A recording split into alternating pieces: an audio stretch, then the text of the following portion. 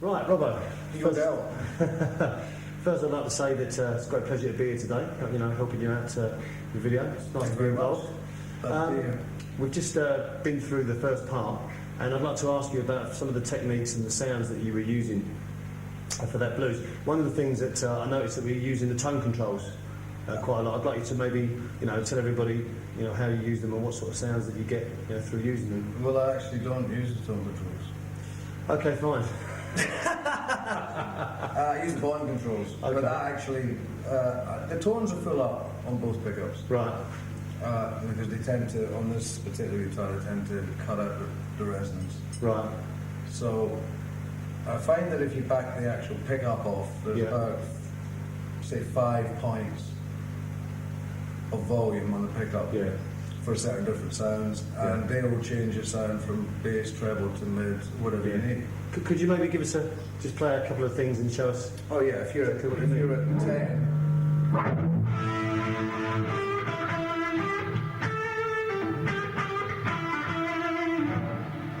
Back that off to 8, say, it's going to have a lot more bottom end on it.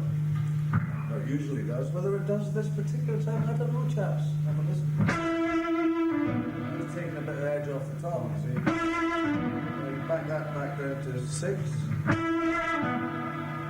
Now the mid starts to come up on it because it starts cleaning up.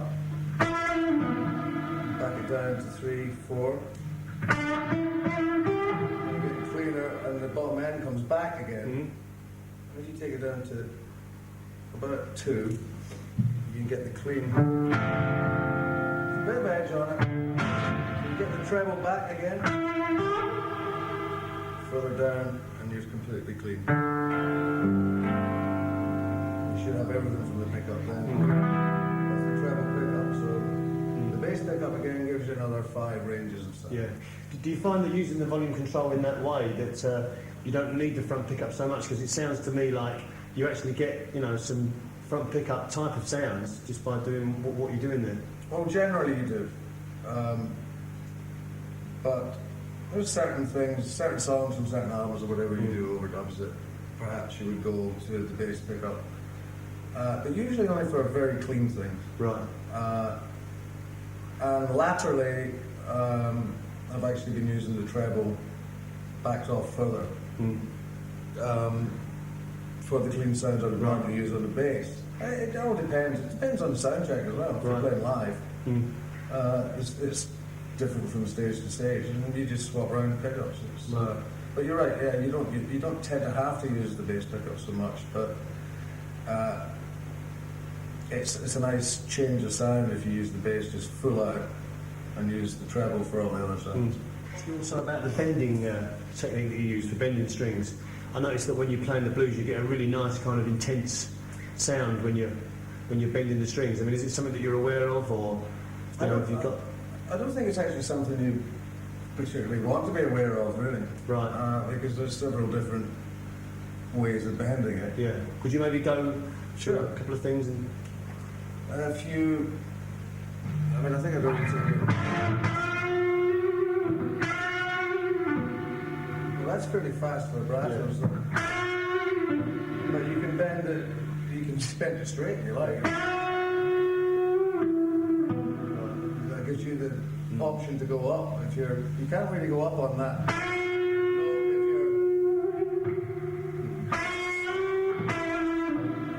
Have you got a particular preference for? I noticed that sometimes you bend in a downward motion, and sometimes you bend strings in an upward motion. Have you got a particular preference to which one that you use in any particular position or lick? No, obviously for certain strings, you bend up, and for certain ones you bend up. I mean, you can't. Is there a basic sort of rule of thumb? Well, I would say there is. I mean, if you're on the G, right, you've got an option. You can either bend up or bend down. Okay. If you're on the B or the E, your only option is really up. Right. And with the G string, is that basically something that you choose at the time, or you always bend down? Or it depends on the lick you're playing. Right. If you're playing just a straight lead lick, right, then you would bend down. Right. Okay. Well, I do anyway. Yeah. Everybody else does. But if you're playing up. Because you're using the next two strings, so you can't really bend down or go into them. Right. So it's a question of logistics. Right, okay. So could you maybe show us a lick? I noticed you're playing around the B minor sort of position there. Yeah. Could you show us a lick where maybe you're bending the top two strings in an upward position and then changing to the downward on the G string and the sort of sound that would... Because I noticed they're quite different sounds that you get there. Oh, they are. Doing those. Well, we'll keep it in the B, so the up would be...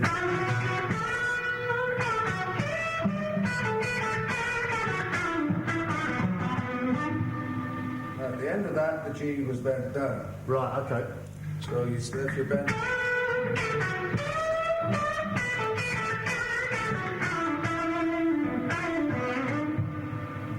Excellent.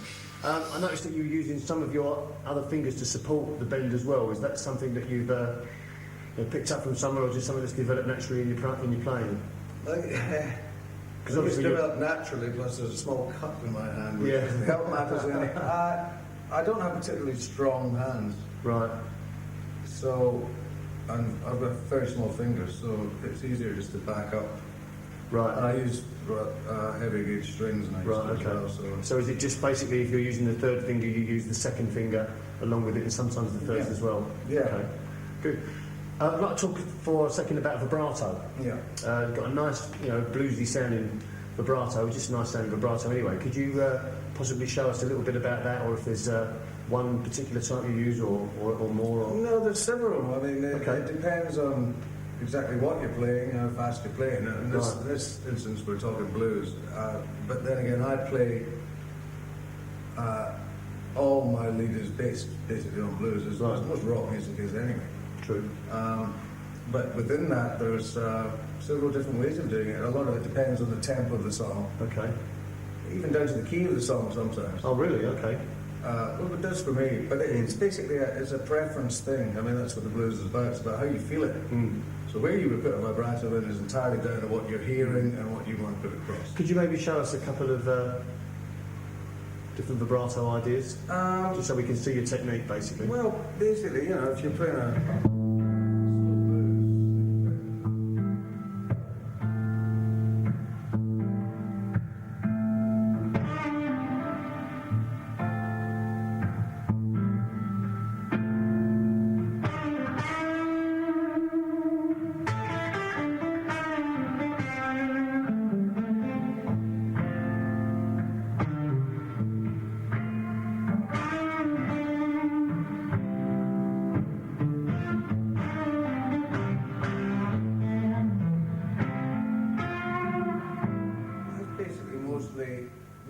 mid-tempo vibrato. Yeah.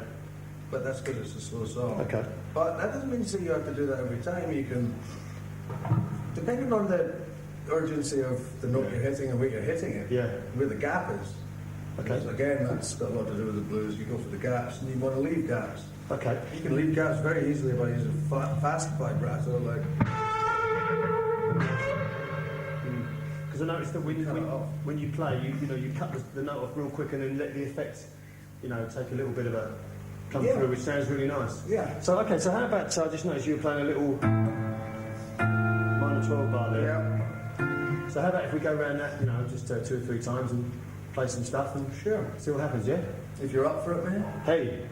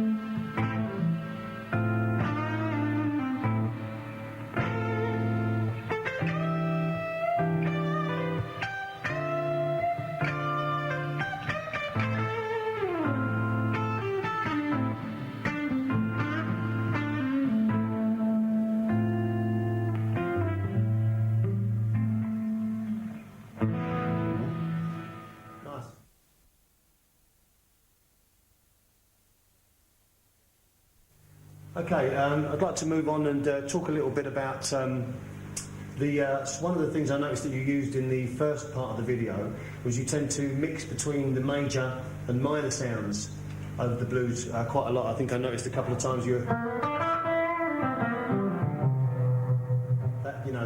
kind of stuff. Yeah. Could you go through a couple of those things? I also noticed whole fret there. But then you go back to the minor again. Yeah. Is that something that you're conscious of in any way, or just something that's... Well, you have to be sort of conscious of it in certain ways, and as much as there's only so many you can play in minor. Right. If the song's in major, I don't think of it as in minor if I'm playing those types. Okay, I think of it as a neuter run. Right. Because generally during a run, it's the last note or one of the middle ones that will make it either major or minor. Right. So really, it's either the last run. It's usually the last note at the end of the run that states what that run was. Right. Yeah. The run doesn't have to be totally in major. It can be. You can go in and out. Yeah. But again, it's basically down to how it feels in there. Right. Could you possibly play a couple of licks incorporating the minor and major, similar to what you were doing in the opening part of the video? Right. Well, if we play something and say A major. A major. Yeah. Okay. Anything you like, and I'll play along.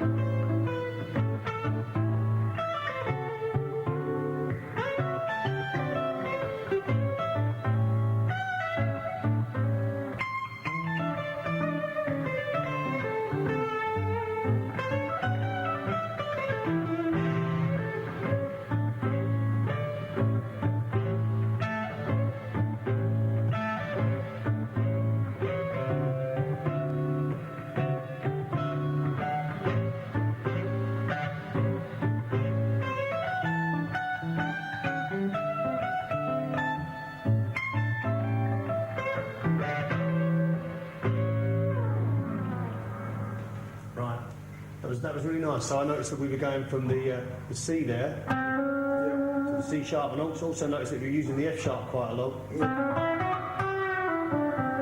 as we get back to the root, right, which is the A,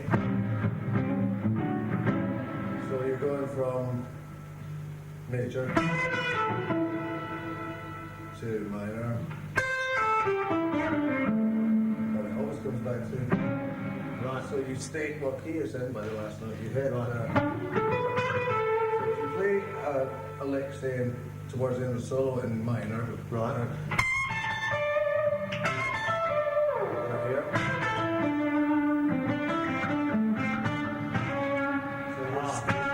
I see. Yeah. So you're back to major. Yeah. So see, in between you can basically float and relax. So as you're playing the chord, you might start off in minor. Just putting in that C sharp just to let the listener know that it's playing over a major. That's basically it. About chord progression. You stay around that. If it's an A minor, you stay around that area of the A minor runs. Mm. And you can move key when it goes to the D or the E. But when you do that, you've got to sort of go major, as in. So it goes,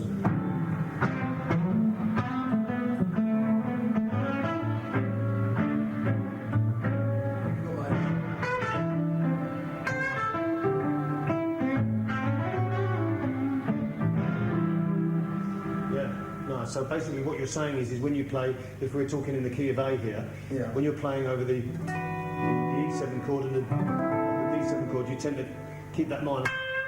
You can, as a rule, you can keep it, you can play that, because as I say, if you don't look at them as actual minor notes, and you're still thinking in the major key, You can use them as what I call neuter notes. Right. Because it depends on the next note you play Understand. or how you bend it. Yeah. But you can still hit it and you can still use them. Okay, so if I just play a stagnant A7 chord, would you just maybe play a couple of little blues runs just from the top of the guitar to the bottom for me, just to demonstrate that?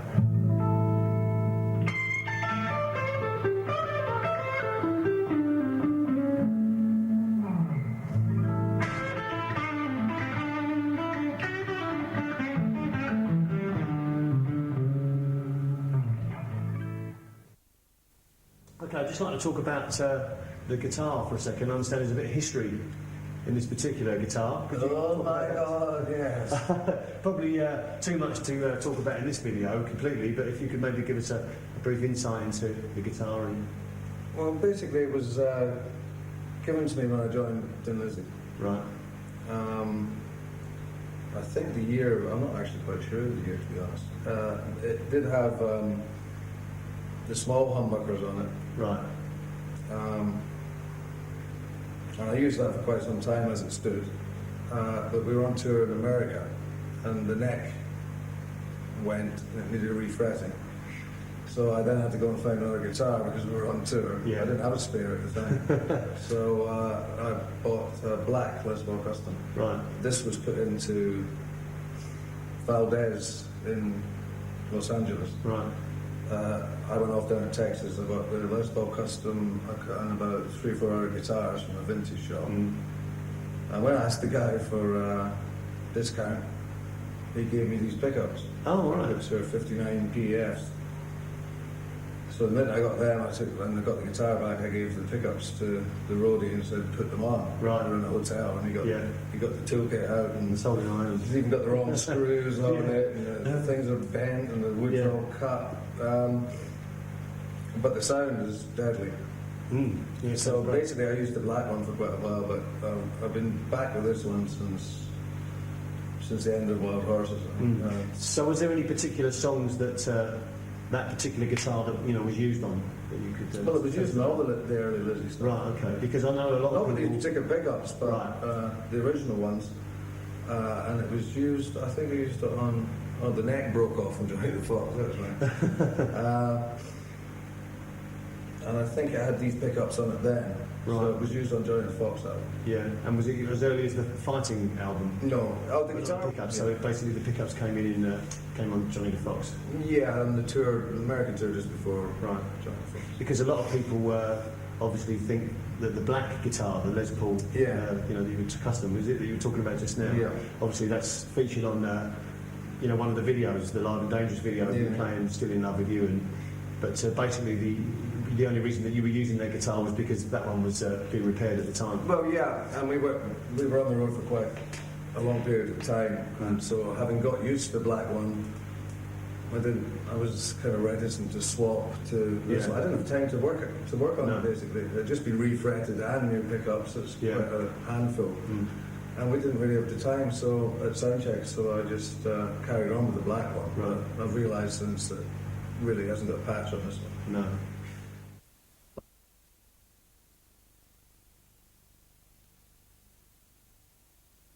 I noticed when you were playing also that you used quite a lot of damping, which gives a nice effect of dynamics and a change in sound.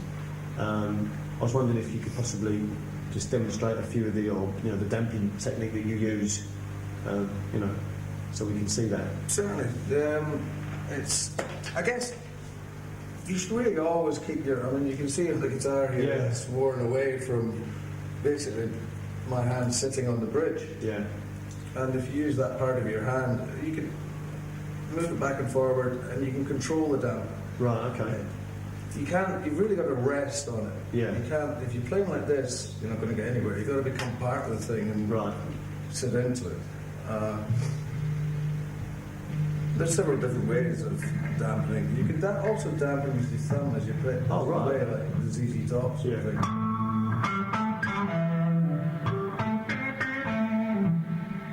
And you can also dampen with the ends of your fingers because you can pull off before the actual note. Right. I'm not actually hitting that note very hard, but you know it's there. Yeah. It's supposed to be. Right. see. So you don't actually pick it. You just yeah, finger off. yeah. So with that one. Yeah, I've got I it. can hear it, but you know it's there, and that's a very subtle way of doing it. Really. Right. Okay. If you're playing chords, you can basically dampen from here. Obviously, if you're playing too many notes, you can use your fingers to do it. So basically, just to recap on that, if we're playing around the A position again, one of the methods of damping is to just play the note and then lift the finger off like that.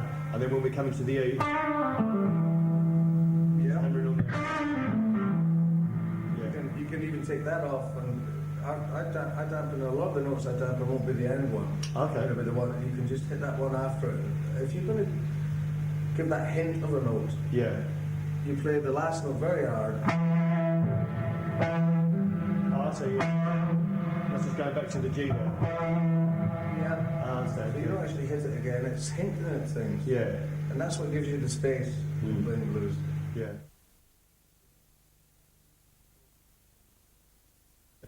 One of the things I noticed that you were doing earlier, which I really liked, and I think this is how you were doing it, you seem to be pressing actually harder on the fretboard to get certain effects with certain notes and a little bit lighter, with other things. Could you maybe show us a couple of things that involve that sort of technique?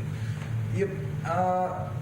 Basically, again, it boils down to changing the sound of your guitar, the sound of your notes. It's not just the effect of what it does to the note, it's the tone of what it does to the note as well. And you have to remember that when you're doing it. Right.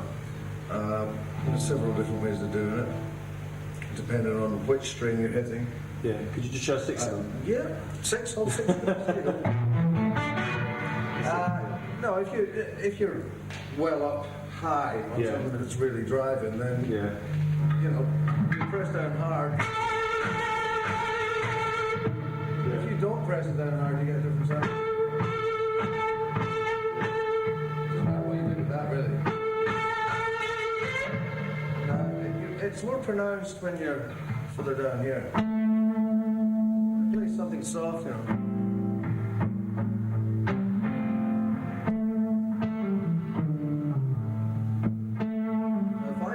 If I push these down hard on that one, it changes the character totally. Right. Because you're using your right hand a bit there as well, but obviously your pulling has a lot to do with it as well. Again, it boils down to what you're going to play after your note. If you push that down hard, usually you're not going to get the vibrato hard enough and quick enough unless you push down hard. Right, okay. If you're playing it soft, you tend to play a smoother vibrato. So if you basically, what you're saying is it gives you more control. If you can do a more vicious vibrato by just the string by the... Plus you get the ups and downs and the tones, which gives you a lot more to choose from. After all, it is one instrument. Absolutely. And regardless of whether it has 2 pickups, treble, if you don't know how to use the actual guitar itself, the neck and the strings, then you're limiting yourself. And there's so much more to be got from it, and especially if you're playing blues. Right. Is there any other techniques that you'd like to discuss with us that you use, purely from getting different sounds from the guitar, just by where you play and how you manipulate the strings, etc.? Well, obviously, the obvious ones are playing midsection on the neck and playing up. Obviously, if you're playing up here, there's a lot more attack on it. If it's a hard driving sort of thing. But again, you use both octaves in whichever key you're in to put forward the tone and the attitude of what that part is. Right. Again, it gives you ups and downs. And generally, most of it is down to as you hear it and feel it. I can't stress that enough in blues, to be honest. And it will go on to all sorts of other types of music because it can be applied to any lead guitar. Right. Really. Okay. And basically, if you spend the time to look at what you're doing there, and then once you suss it all out, forget it. Just do it. Don't even look at the neck. Don't even go there. No, don't even look at it. Just play it as you feel it. Okay. Okay, I'd like to end this section. Yeah, I bet you would. No, seriously, I'd like to end this section by, you know, myself playing a bit of blues backing and working through all the stuff we've talked about so far, and you know, see what we can get going. Let's fire away then. Let's do it.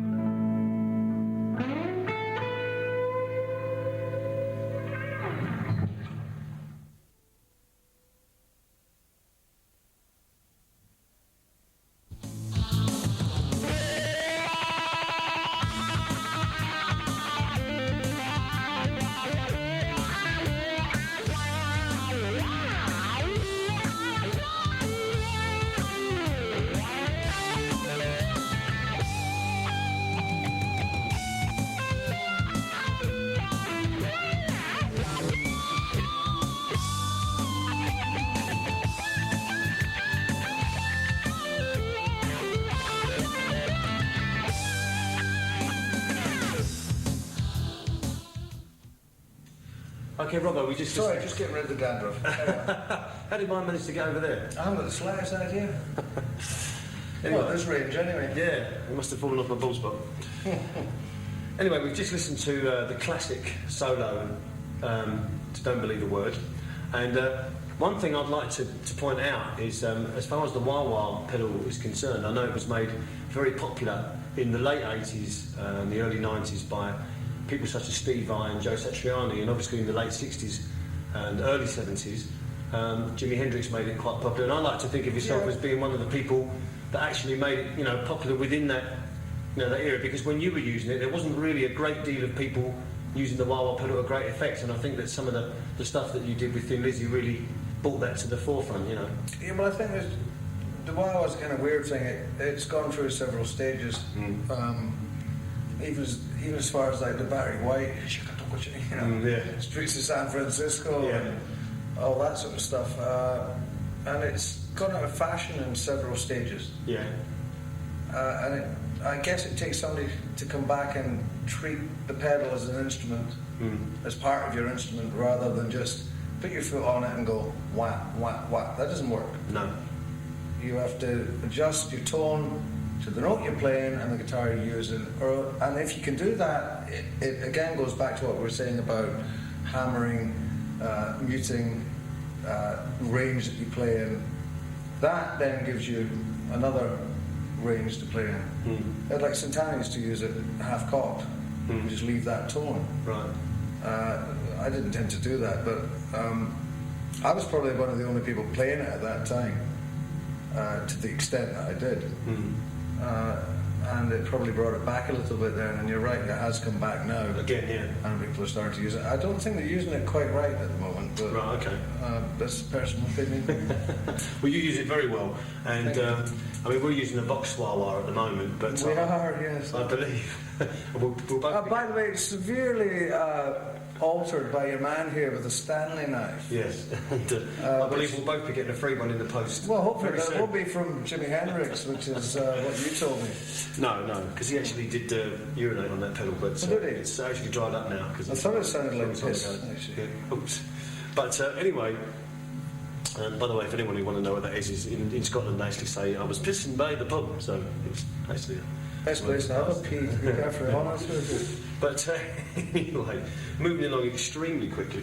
For God's sake, yes. If possibly you could show us, the way that you use the wah-wah pedal in your playing, and give us a few tips for anybody that's got a wah pedal like myself, so we can get some benefit from your experience on that. Well, basically, I think the secret to using it is to think of it as a tone control part of your guitar, not as just an effect to make a different sound. So you have your treble end of it, right, and your bottom end of it. I'll crank it right up here just to make a point. If you've got... That's all the bottom end, and then you can go all the way up.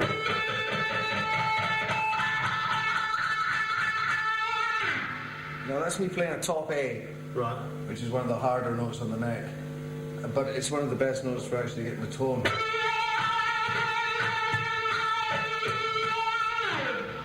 Now, if you can use the majority of those tones without going completely bum overhead, a lot of people sort of tend to go and they just let the foot go. Well, you don't. Kick your foot back and use it as a tone control. So use it as an accent to bring certain notes out and to dull certain ones off. Very similar to the hammering thing and the dampening thing we were talking about. It's very similar to that. If you were going to play a bluesy lick, say in the A position from high to low, I mean, how would you use the wah-wah within those notes? Is there any particular way that you might emphasise certain notes with the wah, or...? Well, that's exactly what you would do. Right, okay. If you were going to, again, we'll hit the top A. Right. Just for easy access, so to speak. If you're back on the bass end, obviously if you're up the top, you get more cut. So if you're going to go down to... you could use it basically as an effect to take that drag down.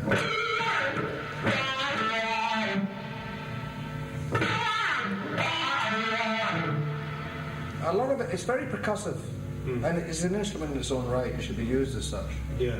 Did you have any influences at all of people that use the wah-wah pedal that you listen to at all? Not really. Right. And how did you actually initially get into it? Because everybody had one.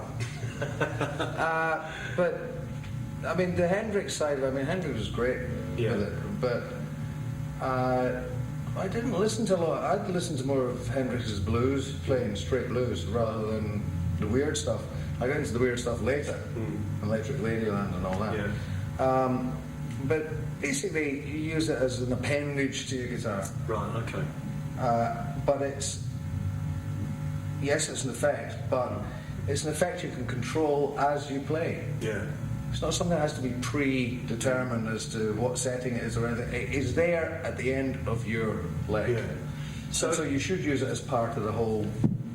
If we look at the first opening section of the Don't Believe a Word solo, I noticed that you're bending, using the technique of bending down that we were discussing earlier. Yeah. And you use a particular effect with the wah-wah there, don't you, as you release the note? Well, it's basically you start on the very bottom of the wah tone, which is up. Yep. And, well, I'll play it for you.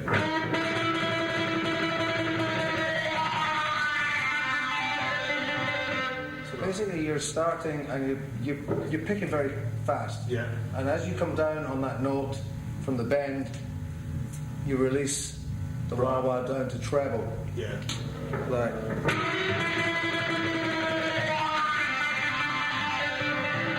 Then back up again. Back up again. Take the dampening onto it, then you go up. So one of the main differences with your playing with the wah-wah pedal is, as you were quite rightly saying earlier, a lot of people tend to use the pedal really quickly, but you like to sweep through like as if you were almost turning the tone control on a guitar slowly from 0 to 10. Well, certainly on that particular lick, but that doesn't mean to say that's the way you use it. No. What you do with your foot is in conjunction with what you do with your hands and your fingers. And that may sound very complicated, but once you get into that way of thinking, and thinking in tone, and thinking of hanging notes, as in...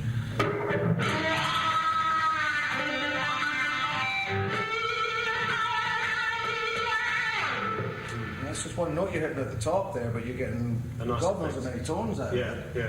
And it's also giving you the percussion at the end of it to drag it off. When you hit that last one, you bring it back, and wow. And if it fits right, then it helps the solo. Okay. Just moving on to coming up to the last part of the solo. It's quite an interesting part that you play here, and I think it went...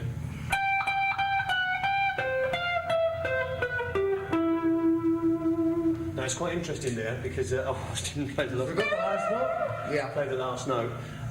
It's quite interesting there because in musical terms, or as I see it, it's kind of like you're going from an A Dorian scale there to A natural minor to an E minor arpeggio and then bending up to the E there. I mean, at that time when I very first heard that lick on record, remembering back, it was very unusual for me because you didn't really hear a lot of rock guitarists doing anything particularly different harmonically.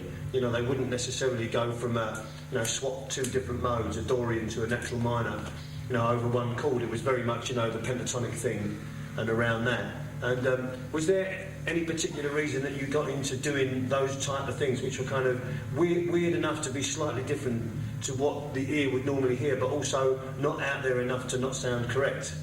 If you're with me. Yeah, I don't actually think it's a conscious thing. I don't think it ever was a conscious thing. Right. We've discussed this solo before. We have, yeah. You say, the Dorian, pentatonic. Yeah. That's not the way I was thinking when I recorded it. It was done in one take on the Johnny the Fox album, on a Stratocaster, in fact. Right. Because this guitar was broken. And we had a time schedule and I had to do it. So I really wasn't thinking about it. It sounded right. But you are actually a classically trained musician. I'm sure a lot of people were not necessarily aware of that. Not on guitar, but obviously the theory is there. So you're obviously aware of these, different aspects of theory. But certainly, but I try to keep it out of the guitar. If I'm hitting a note, I'm not going to say, "Oh, that's a da da da da da." Right. I'll say that kicks. You know what? Just at that point, and that's what that song needs. Yeah. Whatever note it is doesn't really matter to me, and it certainly doesn't matter in rock. No. For sure, if you know what the note is, that would be great help. I mean, if I was playing keyboards or cello, I'd probably know what it was. Right.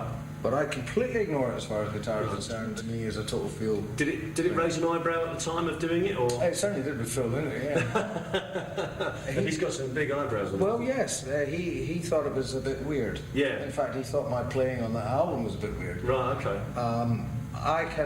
I'd made a conscious change in my playing at that point. Right. I've been listening to Jeff Beck and whatever, so I was looking for these sort of weirdo things, which is probably where that came from. Okay. Very much Beck influenced, I guess, but staying on the blues, because it doesn't really come out of the blues, that solo, and yet it's weird. Yeah. And I always felt Beck's got that. I mean, he goes completely over the top, right? But I love it. Yeah. And that kind of influences you on I don't think Phil could quite get a grasp of that one. He'd be seeing it as a total strict blues thing. Yeah. Which I have played it that way since.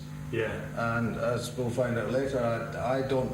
The solos that are actually on Johnny Fox, and that particular solo, I tend only to play solos exactly like that once. I've done it here, basically to show people what went on at the time.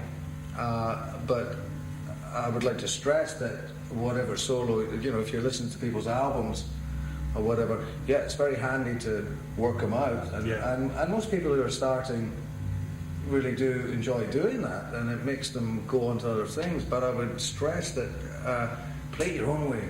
Have a bash your own way, especially if you've got the chance to have a backing track to something that doesn't have the original solo on. Well, try the original solo just to see if you got it right, but then just go for it. Yeah. Because the basic premise of any lead guitar player is, number one, get your sound. Yeah. And number two, get your individuality. Do it yourself. And play it your way. And that's the bottom of blues as well. Yeah.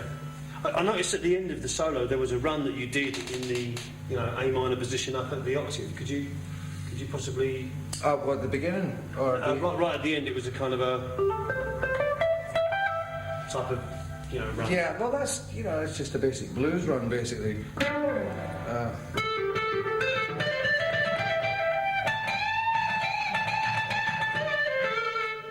Right, so what we're doing is he's basically pulling off. Yeah. Type of thing? Yeah, that's basically it. And then you hit the top note and you keep that going. Yeah. Now you're making a really nice effect with the wah-wah pedal there. Could you possibly just slow that down for us a little bit and just give us an idea of what's going on between the wah-wah pedal and what you're doing with the hands? Of course I can. Thank you. Problem. Yeah, of course you can. Yeah. So I mean, basically, you're hitting doubles on the top. Okay. So, and you start with that backed off. Right, I'll slow it up now.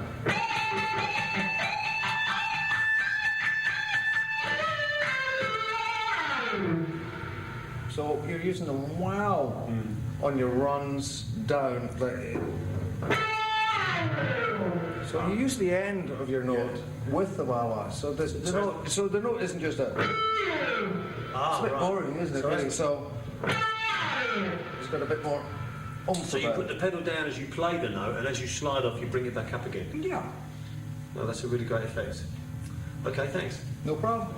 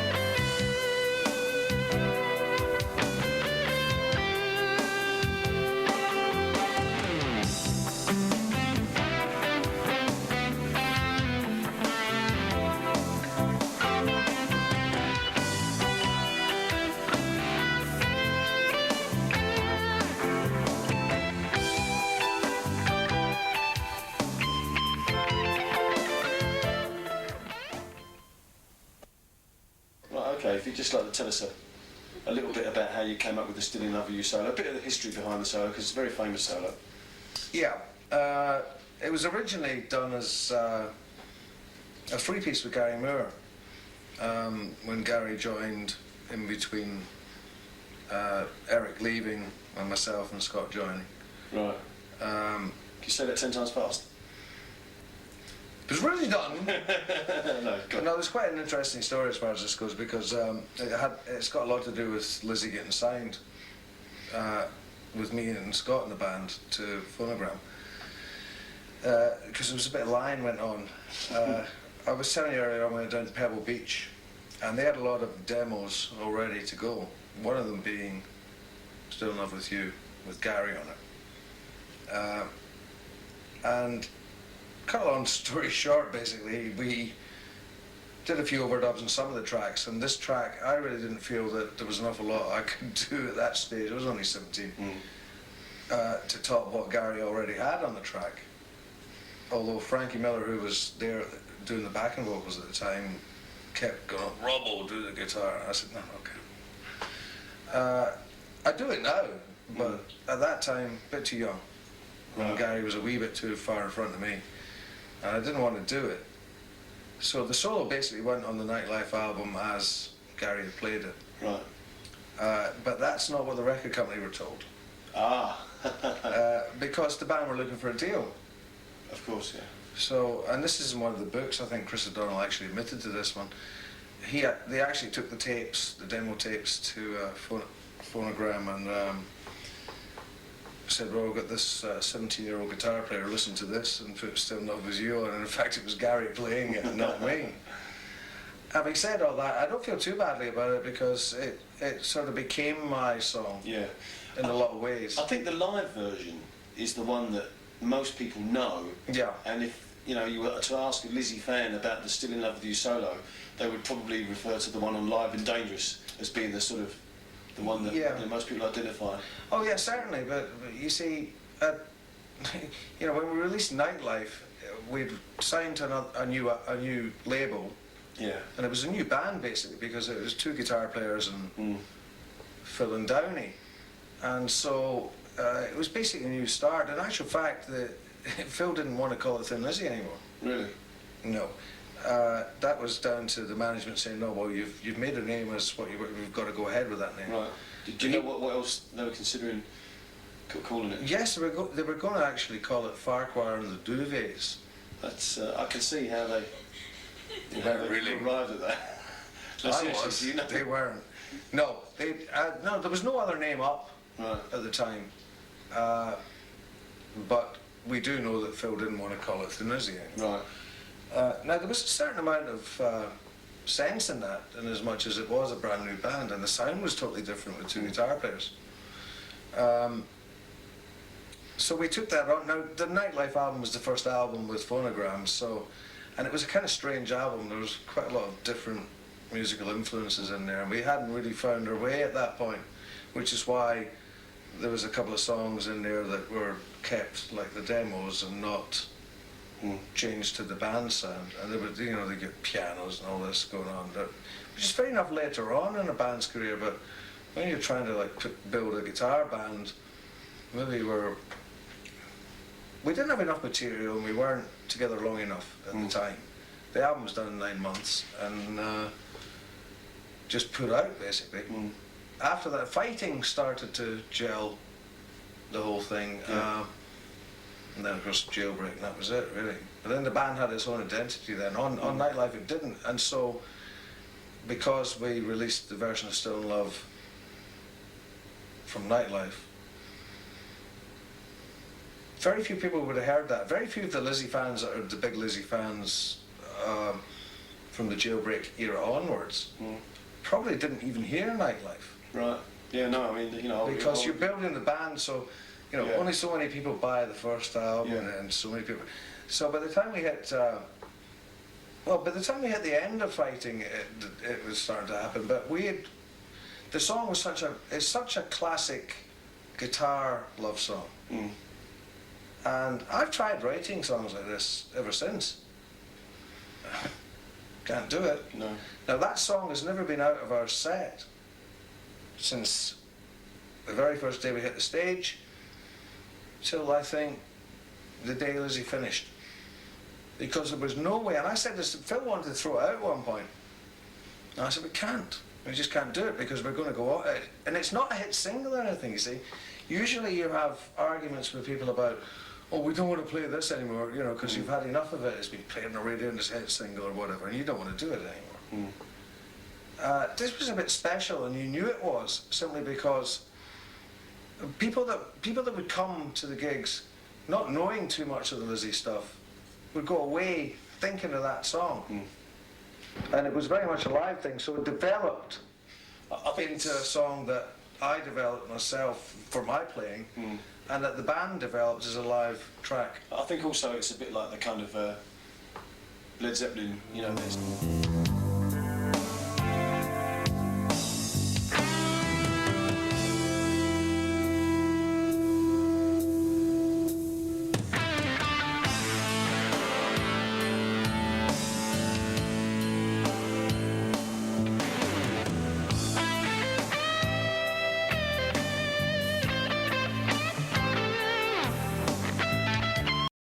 If you go and see Lizzie, you want to hear Still in Love With You. You know? Yeah. It's the same thing if you see... Well, that was it. That's what I was saying. I mean, we couldn't drop it out the set. There's no way. And as I say, Phil wanted to at one point, but all we did at that point was spice it up a bit. Yeah. Because it's one of those songs that because it has the gaps. And we were talking about earlier. That's right. About gaps and how to play blues and and it is basically a 12-bar blues. It's a wee bit more subtle in as much as the hanging chords and whatever, but the basis of playing guitar to it is blues. It's a blues film. And the basis of the song is space. Right. And so that ties in all right. Okay.